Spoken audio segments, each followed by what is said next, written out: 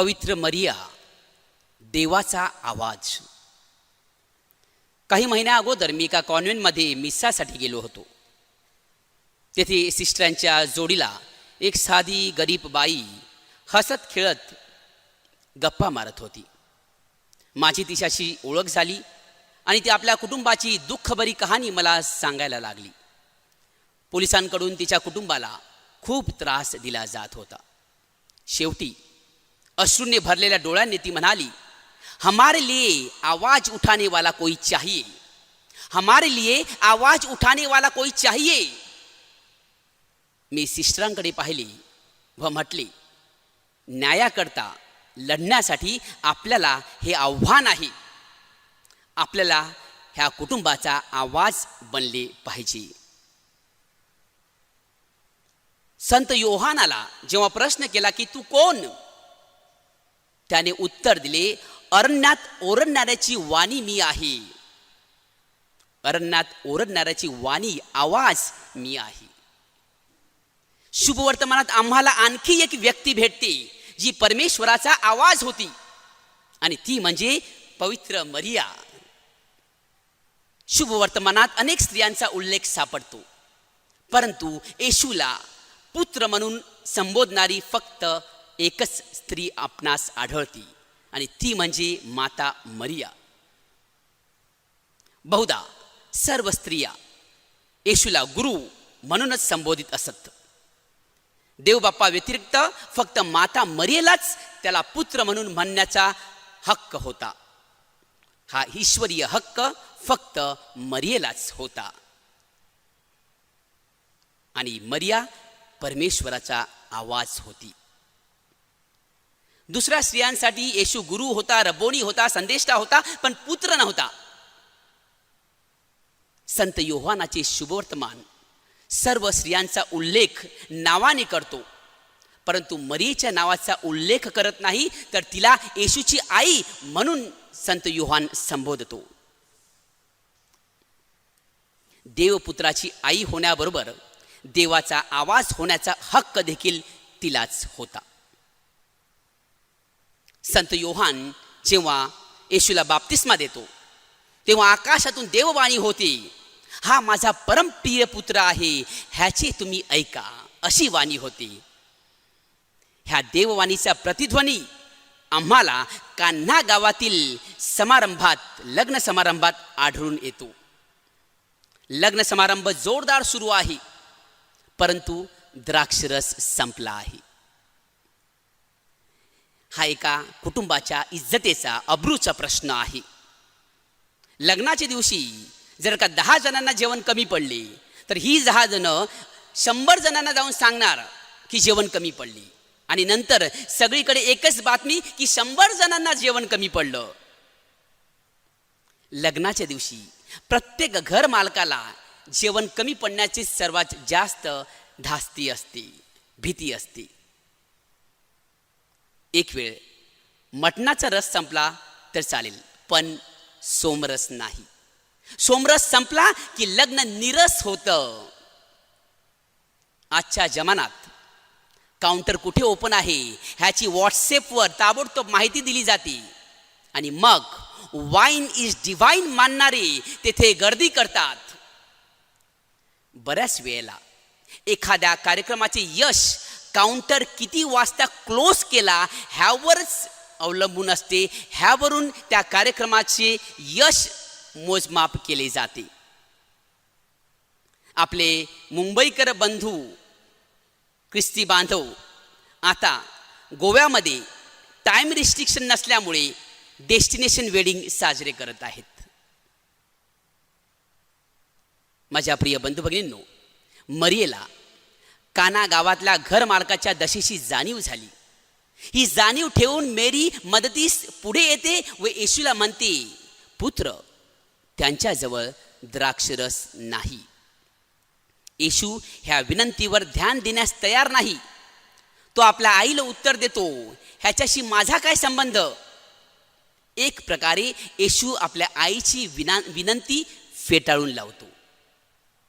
परंतु लगेच त्याला जाणीव होते, अवेअरनेस होतो की मेरीद्वारे पिता त्याला चमत्कार करण्याचे आव्हान करत आहे. मेरीच्या आवाजात, पवित्र मरियेच्या आवाजात त्याला परमपित्याच्या आवाजाचा प्रतिध्वनी ऐकावयास मिळतो.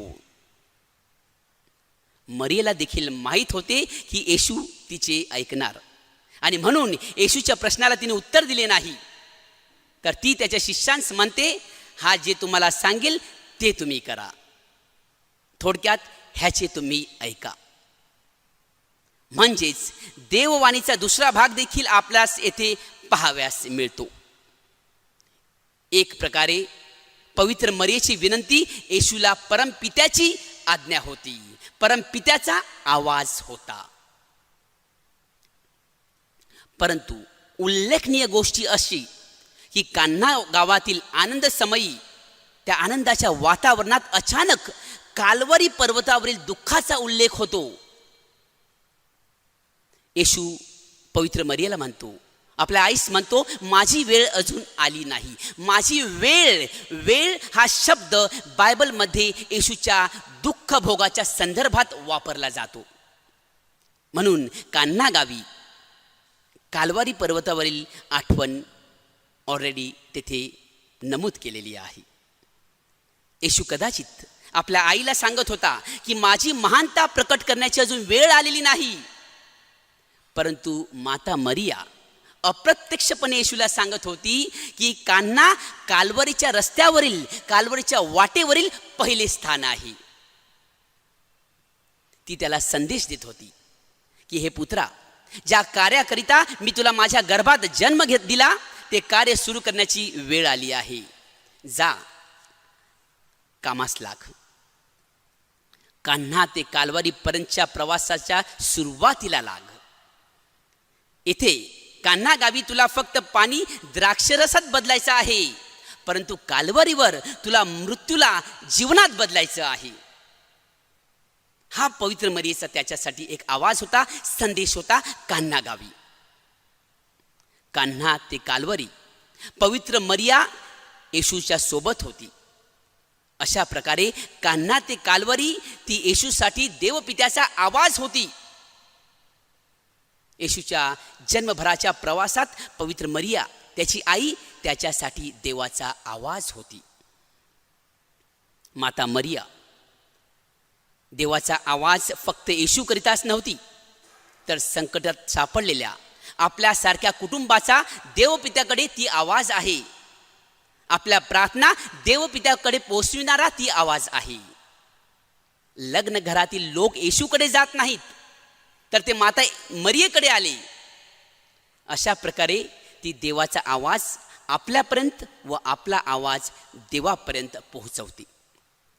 ती देवाचा व आपला आवाज आहे. मरिया आशेचा आवाज आहे. प्रत्येक जण तिच्यापाशी आशेनेच येतो. तिच्याद्वारे आपल्या आशा, अपेक्षा, प्रार्थना देवपित्याकडे पोहोचतात. ती आशेचा आवाज आहे. म्हणूनच लोक लूट्स व वेलंकनी मातेकडे मोठ्या संख्येने जातात. मोठ्या संख्येने त्यांची लूट्स मातेची, वेलंकनी मातेची भक्ती केली जाते. माता मरिया हिचा आवाज क्रांतिकारीचा आवाज आहे. अन्याय व अत्याचाराविरुद्ध उठणारा असा आवाज आहे. संत लूकच्या शुभ वर्तमानातील मरियेचे स्तोत्र वाचा म्हणजे कळेल. नैतिक क्रांती, राजनैतिक क्रांती, आर्थिक क्रांतीविषयी ह्या स्तोत्रात गायन आहे. आज विचार करण्यास योग्य प्रश्न असा आहे की माझ्या आवाजाचा कसा मी उपयोग करते. मी प्रभूची सुवार्ता पसरविण्यास माझ्या आवाजाचा उपयोग करतो का? अनेक लोक देवाचा मार्ग व शिकवणुकीपासून दूर गेले आहेत. अशा लोकांकरता मी देवाचा आवाज बनवू शकतो का? अनेक लोकांना त्यांच्यावर अन्याय, अत्याचार होत आहेत. त्यांचा आवाज दाबला गेला आहे. अशा आवाजहीन लोकांचा मी आवाज बनवू शकते का?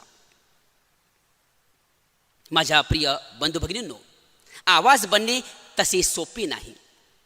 योहान बाप्तिस्त देवाचा नैतिक आवाज बनला, म्हणून हेरोदाने त्याचा शिरच्छेद केला. मेरी देवपित्याचा आवाज बनली, म्हणून तिची जीवन कहाणी ही दुःखाची साखळी बनली. शेवटी येशू गरीब अन्यायात दबलेल्या जनतेचा आवाज बनला, म्हणून क्रूसावर टांगला गेला. माझ्या प्रिय बंधू भगिनींनो, आवाजात देवाला पाझरण्याची शक्ती आहे. आपल्या आवाजात एक चमत्कारिक शक्ती आहे. तेव्हा आपण आपल्या आवाजाचा वापर इतरांच्या भल्यासाठी, इतरांच्या सुखासाठी करूया.